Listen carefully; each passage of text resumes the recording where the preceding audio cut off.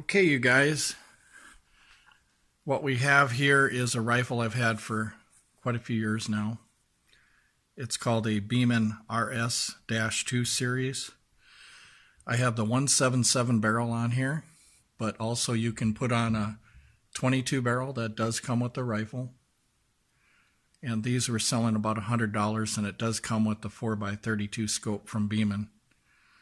What I wanted to tell you guys is you want to make sure you keep an eye on your scope mounts and your scope, because harsh recoil from springers, it's actually better to have a one-piece mount, although you see me here with the original scope. One-piece mounts are much better, like BKL, to keep everything from moving around on you. But typically what you want to do is you want to keep double checking here. Sometimes you can put a little piece of tape in here to make sure it's not sliding, but make sure you keep an eye on that. The other thing you want to keep an eye on is you don't want to switch out barrels too often. I'll tell you why. Because there's a nut right here. And what happens is that nut right there gets loose. That's where your accuracy problems are. And you can see I marked it with a marker on both the nut and part of the receiver there, so I know where I'm at. But what I do before I shoot is I make sure that's tight, and then I go zero in the scope. So you want to make sure you're aware of that, because there's a lot of people that shoot and they're not getting accuracy, and that's why. It's because when you have a vibrating barrel, it changes the harmonics of that barrel, and it tends to go like this a little bit more. A little more play means worse accuracy.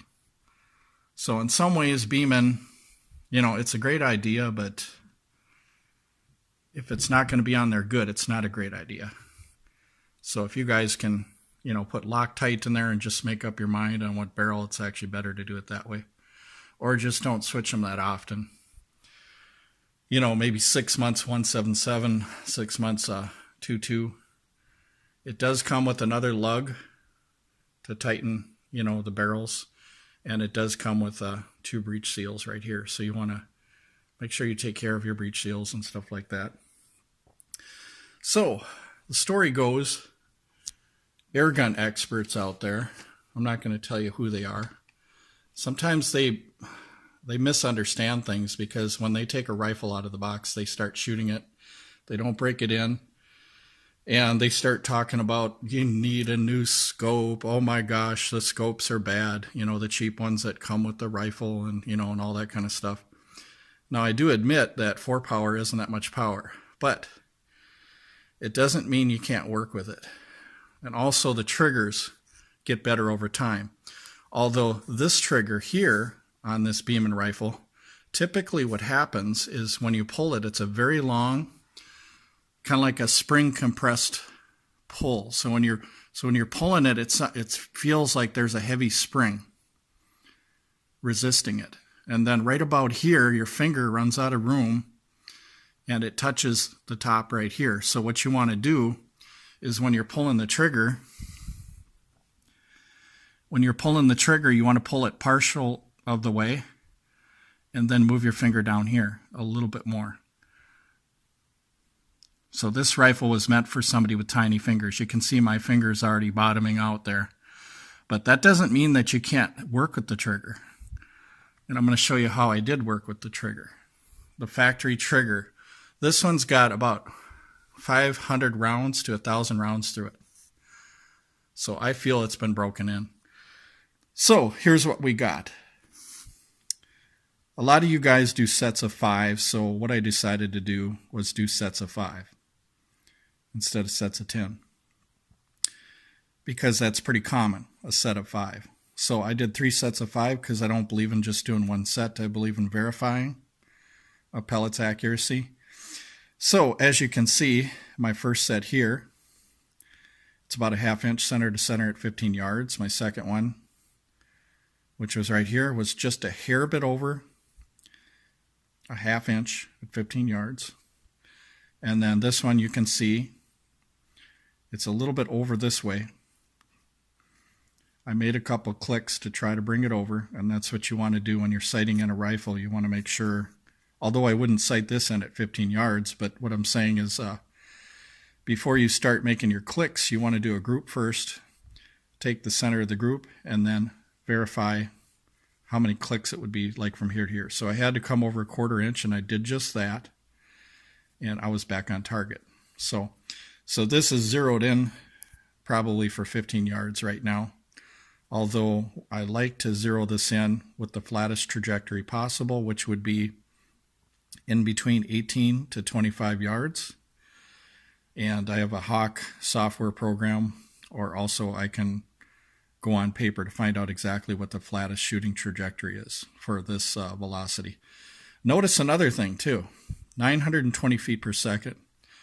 Often pellets that are going very fast tend to tumble and have problems and stuff, but apparently not in this rifle with this 7.87 grain.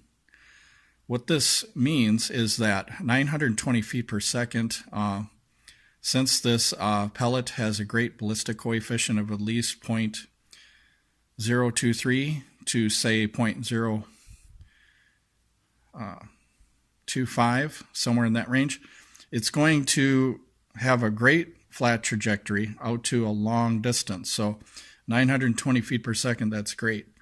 If it's shooting this good here, it's going to shoot good at longer ranges.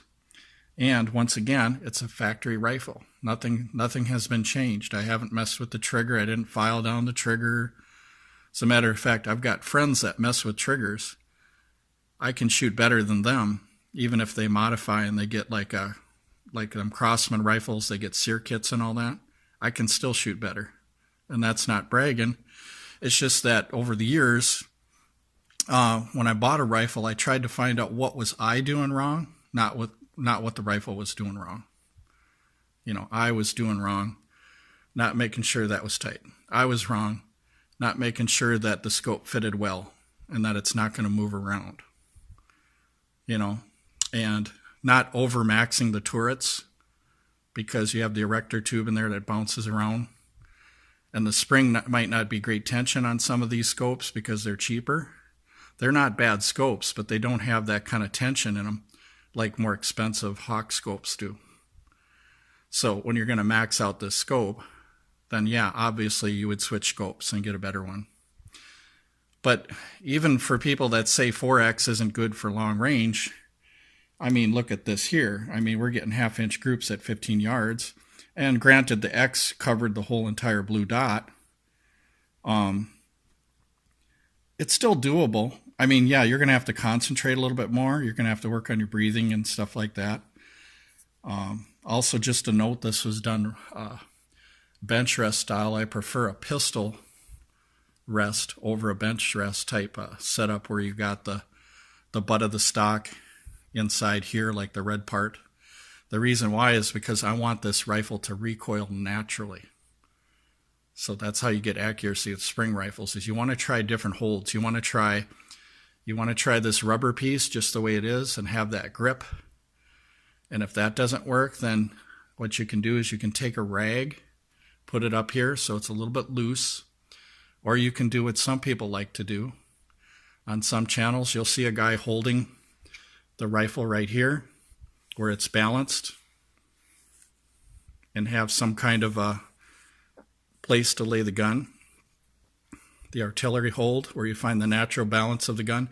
There's different ways to do it, but ultimately, what's the right way to do it? Well, the right way to do it is the best groups, and I found that the way I'm doing it just now, having a little bit of play right up in here, and then holding the rifle up a little bit like that, I found that I'm getting the best groups.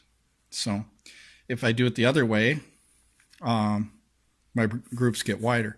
So ultimately, the way you test yourself for your, even if you were standing, your grip stance, I don't care what it is, the way you test yourself is, are my groups getting smaller or are they getting bigger? If they're getting smaller, then I'm doing something right. If they're getting bigger, then I'm doing something wrong. But with the big collection that I've had over the years where I've traded and sold and stuff like that, of spring piston rifles, I can honestly tell you that All of these spring piston rifles, they should be, or gas ram, you should expect at least under 1-inch accuracy at 15 yards. And that's coming from somebody that's tested all the rifles that you can think of. All the spring piston, all the gas rams, and even friends and stuff like that. I've tested them, and I found that that a good spring piston rifle like this, I mean, you should be at least 3/4 of an inch or under. If you're an inch, go back and find out if it's your hold, if it's your pellet, or whatever it is. Now, these here were $14.99. A lot of you guys might look at these and you might see them, and they remind you of the JSB 7.87, and pretty much they're probably the same pellet, for as much as I know. Now, I did take these out. I did sort them and check the skirts. The weight is usually very good on these, so I don't strain to get the, or get too picky, with the weight and size and stuff like that. I think the size and the weight are great. What you want to watch out for, though, is the dented skirts, and you want to round them off a little bit. But other than that, they're great pellets. They're $14.99. They shoot kind of like match grade, and JSB has these also. So, and then we had that higher velocity there. So, yeah, spring piston rifle. Now, if I was out in the field with this and it was a nice calm day, what we can predict is the law of doubles. Aren't perfect, but we can kind of predict that if we're getting a 1/2 inch at 15 yards, who's to say we couldn't get an inch at 30 yards? An inch at 30 yards? That's great. Them are good groups, and these are 5 shots, by the way. So that means this rifle here, for a 1-inch target at 30 yards, that's really not too bad at all. It's a fun rifle, and this one was $100, by the way. And some of you guys were wondering if this was paint or something like that. I don't believe so. I think it's a metal finish. Because sometimes you'll get an air rifle and you'll see it and it'll be silver paint, but not this, because when I wipe it with a cloth or something, it shines real chrome looking. So I'm pretty sure that's kind of like a nickel finish. So that's the good thing about this. Now, if you do get these rifles, once again, several things you have to know. That nut right there, pay attention to that. Pay attention to that rail. Pay attention to the mounts. Pay attention to the scope. Your trigger. Study the trigger and find out how you can shoot better. For instance, when I shoot it, my finger touches the bottom there. And that's kind of uncomfortable because it kind of moves the rifle around like this a little bit. So what I do is I go halfway through, and you can stage this, by the way. You can stage the shot on this rifle. So what you do is you go halfway through, drop your finger down just a little bit, and then pull the trigger, and it'll go off. This trigger was meant for, oh my gosh, I think a small person. These are made in China, possibly. So I don't know. My finger is this big. This was made for tinier fingers, I believe. But what they could have done with that trigger is they could have made it longer, or make it so that your finger doesn't bump into the stock right here, or cut out a round part right in there. But anyway, other than that, there's not too many issues with this rifle. You could put a better scope on than a 4-power, but I just wanted to show you guys that a 4-power, if that's all you got, you can work with it. You can find out how to shoot better. So, and you have to admit right out of the box and broken in that that's not too bad.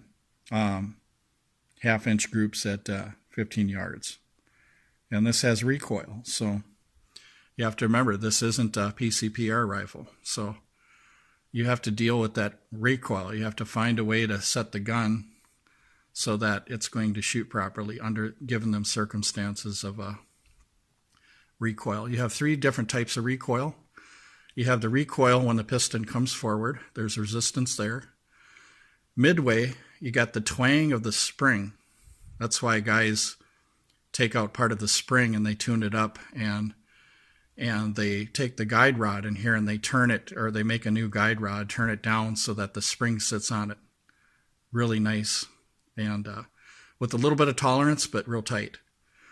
Okay, you got that spring recoil, which is a twang, if that's the sound that you want to hear from that. But and then also when the piston slams up against the breech here, it pushes the gun forward. And if you can see right here, when it slams up against that breech, when it pushes this way, guess where the scope goes? That way. That's why you got a scope stop here. Now the P1 Magnum pistol that I have, that's a pistol, that does just the opposite. The recoil is the other direction, because instead of the piston going this way, the piston's going this way. So it gives you a sense of a real recoiling pistol. And that's the P1 with the 45 grips. It looks kind of like a 45. And that was made intentionally that way so that you could feel the jolt or the kick. And it does kick when it comes back, which is really cool. So anyway, enough said. I just wanted to tell you guys that this works out really good.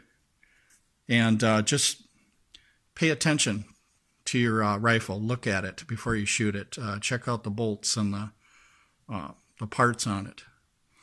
Also, let it sit for the climate that you're shooting in. If you're going to zero it, I'm inside here, it's about 68 degrees. Now if I go outside and it's 85 degrees, the scope isn't going to be true because of the temperature. So you're going to have to re-zero it outside in the temperature that you're shooting at. So you have to make sure you understand that your shots are going to be different. So you want to let the rifle sit out there for 5 or 10 minutes and get to the same temperature, and then see where your zero's at. So there's never going to be a perfect zero where it's always going to stay all the time. You're always going to have to adjust it here and there, depending on the conditions and stuff that you put the rifle in. But anyway, the synthetic stock, the black one, it's pretty nice. You don't have to worry about dings and scratches, and the black kind of hides it a little bit, and it's got a nice grip right here where the plastic is. These usually sell for, you can get them for $100, $100.50. You get the extra barrel. But like I said, you guys, I would choose which one to use for several months and not mess around. Or you're going to have to use some Loctite or something, and keep an eye on that thing. They give you 2 little Allen bolts that go in here. So if you lose one or have trouble with one, you got another one. But anyway, thank you very much, you guys, for watching.